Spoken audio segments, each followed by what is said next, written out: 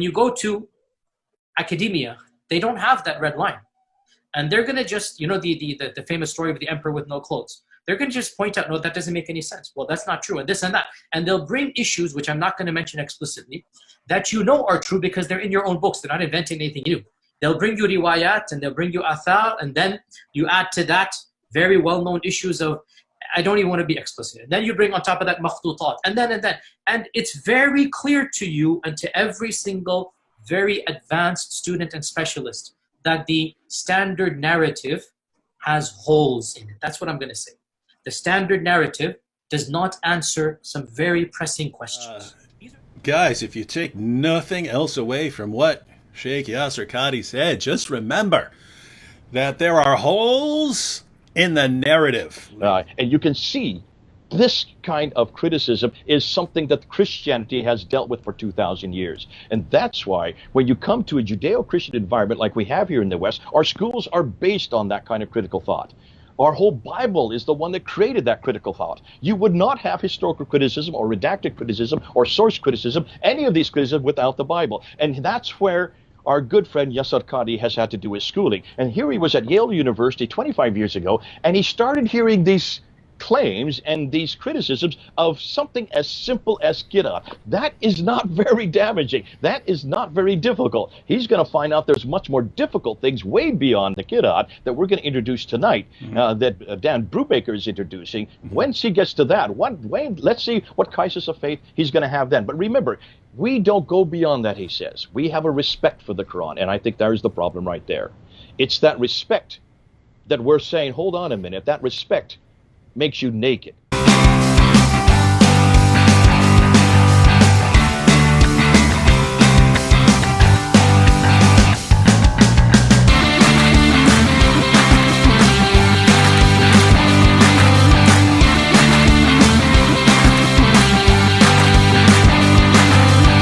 You're the emperor with no clothes, because you've got to ask these questions of your Quran. When you make claims that there was one complete Quran that was put together, and I don't want to jump the gun right now. I want to wait to that because we need to wait till we get to that part later on in this talk. But I think this is revealing that he is finally saying that it's very clear that the standard narrative, that's the standard narrative, that's the traditional narrative, that's what you guys have in the East, that's what you have been working with for over 1,000 years now. Remember, this Qira'at is over 1,000 years old. The Qira'ats were all created in the 8th and 9th century. We're now in the 21st century. It's the standard narrative has holes and cannot answer some of the very pressing questions. Westerners' level of knowledge is leaps and bounds above what it used to be. We can no longer sit there and even answer them. And that's why it's fascinating where he's going to finally go to get his answer. This is not hidden news. He was saying, listen, are you listening to me? This is not hidden anymore. By and large, you Eastern West ulama scholars, you Muhammad Hijab. And remember, Muhammad Hijab is not a scholar. I don't know of any degree that Muhammad Hijab has done. This guy is not a scholar. Yasir Qadhi is.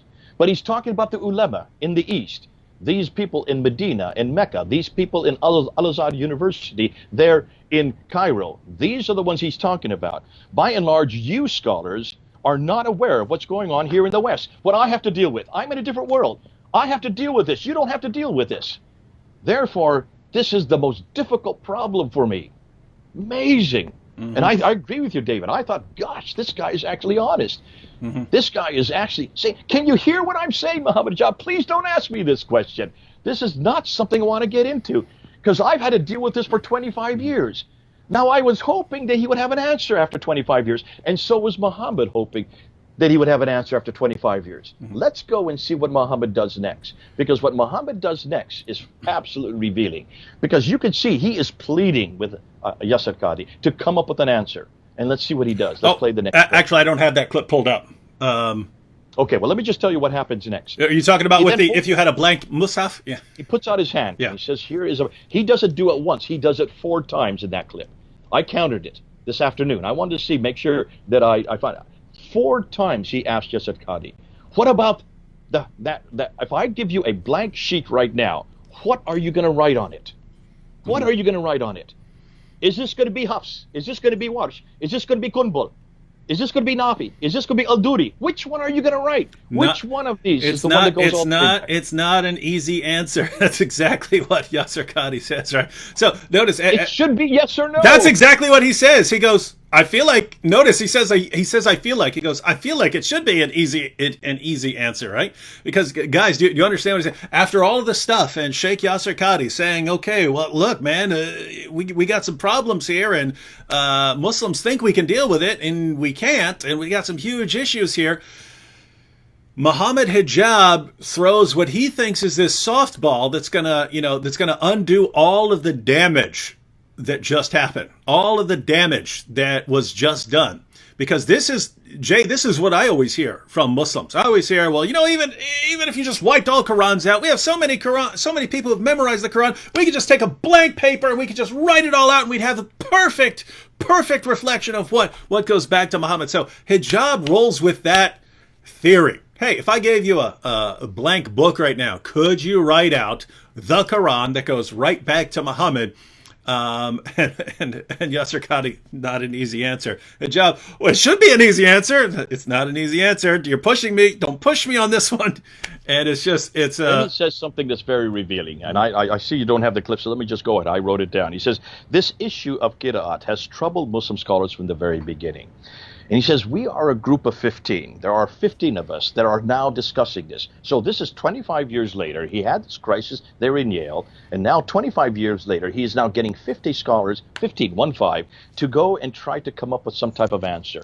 And he says, there are 15 opinions about this, but none of us have an answer fully the question that are raised. We can't even answer it yet.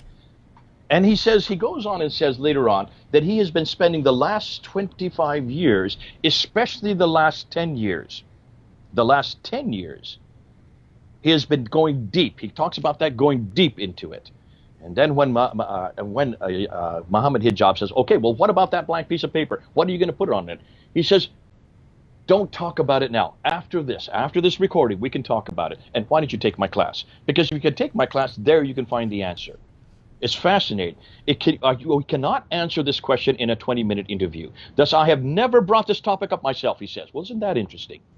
Do you have any more clips, or can I just go and continue on what he did say next? Yeah, you continue on. I'm going to see if I can actually get the clip so we can actually watch it so that everyone knows that we haven't misrepresented them. So I think I can actually pull that. I don't have the clip pulled up here. I actually have to get it on this, because this is where I have a program for downloading clips, and can shift it over there. But probably take me 3-4 minutes and something like that, and I can have the clip pulled up. Okay, let me just keep talking while you're doing that, David. I'll give you so we can continue. So what's fascinating to me, he then goes on and he says it should never be brought up in public. Now, this is the second time he's brought this up. It should never be brought up in public. Those who brought it up are idiots. Those of you who brought it up, and he's talking about those, I'm assuming he's talking about Muhammad Hijab's converts there in England who brought it up and brought it into the public. They are idiots. This should never be discussed amongst the masses. Now, I don't recall anything in Christianity where we can't discuss amongst the masses. Can you, David? I don't recall anything. Is there any subject that we say should not be brought up? Is there any subject that we say must be kept behind closed doors? Is there any subject that we say, no, don't talk about this amongst the, certainly even amongst the new converts? Everything is open, fair game. And that's why whenever I did my studies, it was because I went to seminary and actually heard these kind of discussions, heard these kind of arguments. Okay, they can't hear, so I can keep talking. I'm hearing two things coming from my earphones and what is going on publicly. So fascinating to me, we were told absolutely to ask any question we wanted to talk about any part of Scripture we wanted to, and our professors were there to then defend it. But certainly, this is not something we do behind closed door. But evidently now, we're getting a whole different paradigm here. We're getting a whole different paradigm of what is done in the madrasas, what is done in Islamic universities. They have certain questions you are not permitted to ask. They have a red line. That red line you don't go beyond. Why? Because out of respect. Remember what David said earlier. You not only respect your teachers, you don't respect those who have gray hair like me. I wish that was happening today here in the West. But you respect also these questions. You respect the Quran. That is not what we saw happening a week ago there on May 8th. Because there here you have Muhammad Hijab who wanted an answer at this time. So then he puts his hand out a second time. And he says, what is it you're going to put here? What are you going to write? And then he said, listen, I've never ever, this is Yasir Qadhi, I have never talked about this in public. You won't see any video of this in public with me. He says, because I don't want to say something that will embarrass the Quran. So let me be the problem. I want me to be the problem. I don't want the Quran to be the problem. Let me be the fall guy. Let me say I don't know what I'm talking about. Let me say that I cannot come up with an answer. I would rather be the one that gets the embarrassment. I would rather me be thrown under the bus, but not the Quran. We must not let the Quran be put under the bus. Why? Because Allah preserves His Quran. Allah preserves His word. Chapter 10, verse 15. Chapter 15, verse 9. Chapter 18, verse 27. He had no other recourse but to go back to the Quran, to go back to this preservation, to go back to this mantra. And then finally it comes up. He says that all the qira'at in the Quran, he finally says, when Muhammad Hijab gets exasperated, puts out his hand one more time, he says, what is going to be there? And then finally he says, all the qira'at are the Quran. To understand this, take my class. Because it takes background and information. And that was fascinating is what he did next. He went into what I call a mantra. I don't know if you mean what I mean by that. He went into this narrative that he had memorized. And he just started looking at the Kaaba. And he says, the Quran is the uncreated speech of Allah. The Quran is preserved. The Quran is known. The Quran is mutawatir. Mutawatir means a successive isnad. All the qira'at are the Quran. All the qira'at are the Quran. Are you getting that? That means all of these 93,000 differences that Hattun's team has now found in these 37 different Qurans that she now possesses there in London. Just looking at 23 of them, they've already found 93,000 differences. So all these 93,000 differences are the Quran. All are authentic. Leave it at that, Muhammad. Beyond this requires background information. Take my class. It is enough to know that the Quran is the speech of Allah. It is protective. It is protective. What he's referring to? There is chapter 10, verse 15. There is chapter 15, verse 9. There is chapter 18, verse 27. He's just come back onto this narrative that he has been taught since he's a little child.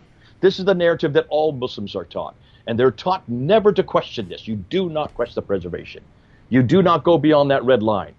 You give respect to that book. Why? Because the Quran demands it.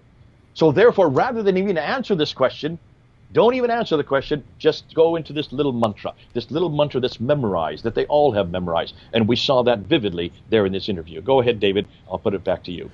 Let's see. I believe I have found the clip, created the clip, and shared the clip over here.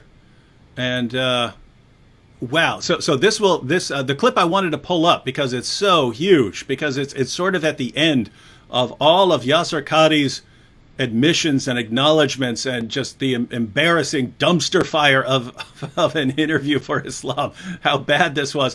At the end of it all, Hijab tries to bring it around, tries to bring things into his safe space, right? I at least know that you could just rewrite the Quran and write exactly what goes back to Muhammad.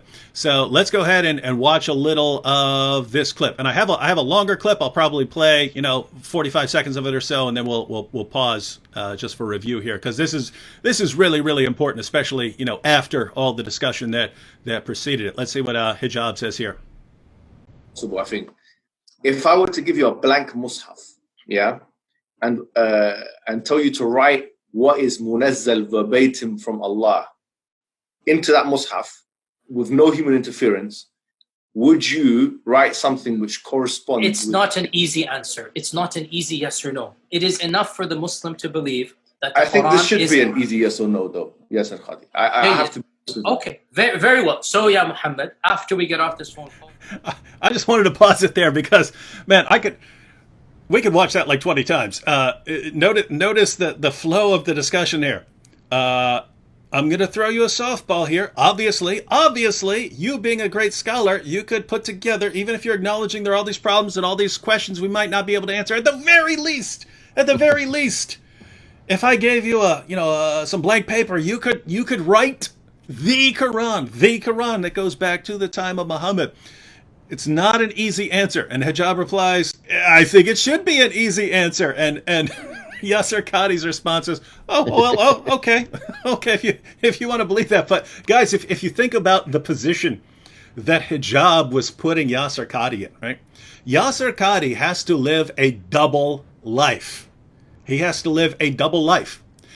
He goes amongst Western scholars in order to get along and be respected amongst Western scholars. He can't be spouting complete idiotic nonsense like one Quran perfectly preserved right down to the letter from the time of Muhammad. He would be laughed out of Yale for saying something that ridiculous, right?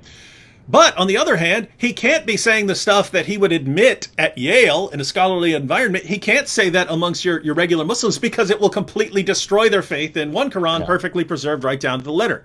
So he can't say certain things. He can't say the things that someone might want to say amongst the popular level Muslims. He can't say those things among scholars, and he can't say the things he would say among scholars. He can't say those among popular level Muslims. So this is what Jay is talking about with this worlds colliding. They are colliding in this person of Yasir Qadhi, and Hijab forces him into it. Hijab says, all right, here you are. Oh, worlds are colliding right now. Now you tell us something. You tell us something that all the scholars are going to agree with and Muslims can agree with. And Yasir Qadhi, nope, can't do it because these worlds have to be separated. And that's why he keeps saying you can't have this discussion in public. You can't talk about this. You cannot. Muslims are not ready for the truth here. And so it's just amazing. Yasir Qadhi, what he's saying is these worlds cannot be brought together. They have to be separated because one would destroy the other. And you popular level Muslims, you're not going to destroy the beliefs of the scholars. You would need evidence to do that. And so what would happen if you brought these worlds together was these scholars would completely destroy your faith in Islam. I can't allow that to happen. So Muhammad Hijab, if you want to ask me a question afterward, please do so. But we cannot go on with this. Amazing stuff. By the way, I have much more of that clip if you wanted to continue it at any time. Right. So then, are we going to show any more clips of that? That we're going to stop. We can continue with that clip. I paused it right there because that first like 40 seconds was so beautiful. Go on with the clip because this is where it all comes out. This is where it really comes to a crescendo and then finally comes to doing denouement. So go ahead, show the rest of it and let's unpack that. All right, here we go. Let's have a number of discussions. No problem. I'm very open with advanced students.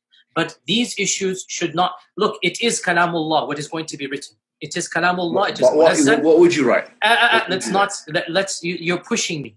And I'm saying it's not hikmah to... Listen, I have a condition. Like I said, everything I say is going to be factual. If I wanted to do tawdiyah and whatnot, I would do it right now in front of you. There is no need for tawdiyah. The Qur'an is the uncreated speech of Allah. The Qur'an is preserved. The Qur'an is known. The Qur'an is mutawatir. And alhamdulillah, all of the qira'at are the Qur'an. All of the qira'at are authentic. Alhamdulillah. Leave it at that, ya akhi. Beyond this, honestly, I have no problem. We'll have a discussion or take my class. But beyond this requires... So yeah, I have more if you want to continue on by that, but he kind of made his point. Leave it at that. Leave it at that. If you want any more than that, you have to take my class. Can't discuss this in public. Can't have this discussion. Muslims are not ready for this information, so we have to hide it from them. If they start realizing there is a problem, we have to go into panic mode, start closing stuff down, filing false copyright claims, taking down the comments section. This is Islam, ladies and gentlemen. You guys have no one to blame except your leaders for lying to you like this, and yourselves for letting them get away with it. Right, you're the ones who let them get away with it. All right, what are your thoughts, Jay? David, I mean, we could go on. I don't think we need to do any more. I think we've done the damage as far as looking and just unpacking what he said so far. The damage has already been done by Yasir Qadhi. He is caught between a rock and a hard place, and I feel sorry for him. Me too. I absolutely do feel sorry for him, and I have the same sentiments you had from the very beginning. I don't know what I would do in that position. We don't have that problem in Christianity. We don't have that problem with our scriptures because we don't have those kind of claims to defend to begin with. But more than that, we would never suggest in front of a camera that ask me this question. Wait till after the camera's down. I'll talk to you one-to-one, or take my class. Why would you want to take his class if he can't even answer the question in 5 minutes? In front of a camera. What is he going to tell you in his class that he hasn't told you already? And if you cannot say this in public, then what's the purpose of spending years, 25 years, he says. He's going to say that later on. And that the last 10 years, he's gone deep into this to try to find out. He has 15 others that are working with him to try to come up with a solution on this. And yet after 25 years, they still don't have a solution that they can communicate it to the camera, that they can communicate it to me, that they can communicate to Muhammad Hijab. And if they can't communicate it to the camera or cannot communicate it to me and cannot communicate it to Muhammad Hijab, then where in the world and what is left for Islam? Because what they're basically saying is there is no answer. This is too much cognitive dissonance. We don't know what to do with this. Rather, just don't ask me this anymore.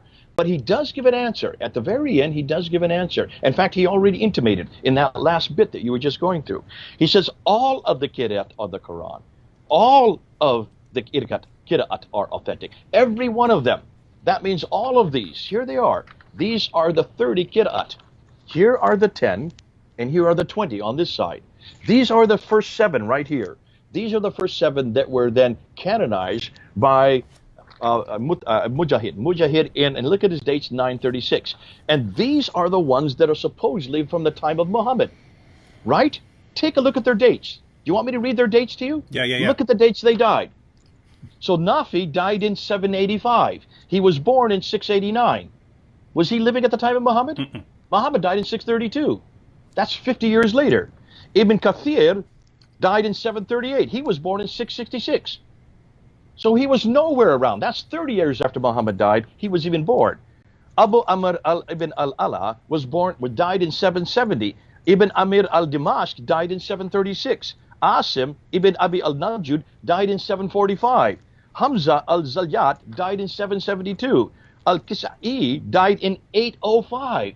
None of these guys were living when Muhammad was living. None of them were there. So how could these be the 7 readers that Muhammad's referring to? How could these be the 7 qira'at that Muhammad's referring to, the 7 recitation? They were not even from the same century Muhammad lived. Have Muslims looked at this? Are you looking at the dates? But hold on a minute. Another 3 were added. These 3 down here. And these were added by Al-Jazari in 1429. That's the 15th century. Look at their dates. 748, 821, 844. That's the 9th century. That's 200 years later. Hold on a minute. These 10, are these 10 this book right here? Where did this book come from? Where did this Quran come from? Do you know, David? What's the name of this book? Who is the one that this is taken from? Are you talking about the Hafs? Hafs. Yeah. Who is Hafs? Have I said his name so far? Depends on who you ask, though. Because some would say he's a deceiver. But go ahead. Okay, but more than that, remember at the very beginning, we went and we looked at these two, what we called Al-Bukhari, Volume 6, Hadith number 509 and 510. And 510, we went through this purposely. I wanted you to go through this purposely because at the time of Uthman, so we're talking about 652, Uthman turns to Zayd ibn Thabit, who he is now called to rewrite the Quran a second time, and he says to him, write it in the Qurayshi dialect. That means you have to write it in the dialect of the Hijaz. The Quraysh is where Muhammad lived, supposedly, and he lived in the Hijaz, which is in the central part of Arabia. This is not up in Syria. This is not way over in Iraq. This is in Arabia, and that's the Qurayshi dialect that they spoke in that place. So they're supposed to write it in that Qurayshi dialect, right? Mm-hmm. Well, let's go back to this list again. I wish I'd given this to you. I should have sent this to you so you could put it up on your screen so everybody could look at it. But notice these are the 2 lists of transmitters that each one of these readers has 2 transmitters that transmitted their own text, and they do not agree with theirs. So you have every 2 disagrees with the reader. And these are Qalun, look at the dates, 835, 864, 869. These are all 9th century. These are some 9th century, some are 10th century, 904. But one of them is the one that I've circled in black. The one I've circled in black is the one that was finally chosen in Cairo in 1924. In Cairo in 1924, they had a problem with the educational authority because all the high school students there in Cairo were answering different on standardized tests. They were giving different answers. And the reason they were giving different answers is because the Qurans they were using were all different. They had 30 different Qurans that they were using, 30 different answers. There's no way you could have standardized tests. So they went to Al-Azhar University. They went to a man named Muhammad Ali ibn al-Huzaini al-Haddad. That's his name. Muhammad, have you heard this name before? Ibn al-Huzaini al-Haddad. Remember that name. Because he is the one that chose Hafs. He is the one that chose Hafs but he doesn't give a reasoning. Now, if he was going to choose any of these 30, why didn't he go back to the first 2? Why didn't he go back to the first 7? Why didn't he go back to the first 10? And why didn't he go back to Mecca and Medina, to the Qurayshi dialect? Remember, that's what Uthman said at the very beginning. It must be in the Qurayshi dialect. That would therefore refer to either Nafi al-Madina or Ibn Kathir al-Makkah. Those are 2 of the readers that come from the Hijaz, from the very area that Uthman is saying you must have this dialect. So why did Muhammad ibn al-Huzayni al-Haddad choose those 2? He didn't. Who did he choose? This guy, way over here. Where is he from? He is from Kufa. Where is Kufa? Kufa is in Iraq. This is the Shams. Remember, right there in what we talked about at the very beginning of the hour?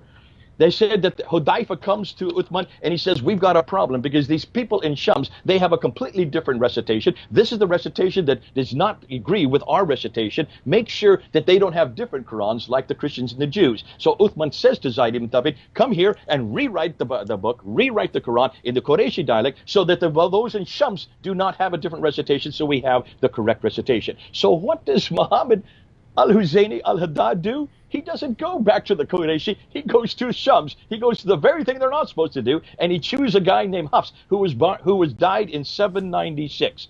Muhammad died in 632. This is 244 years later. This is hundreds of miles away and hundreds of years later. What an idiot! When you do a deep dive is when things get very, very awkward and difficult.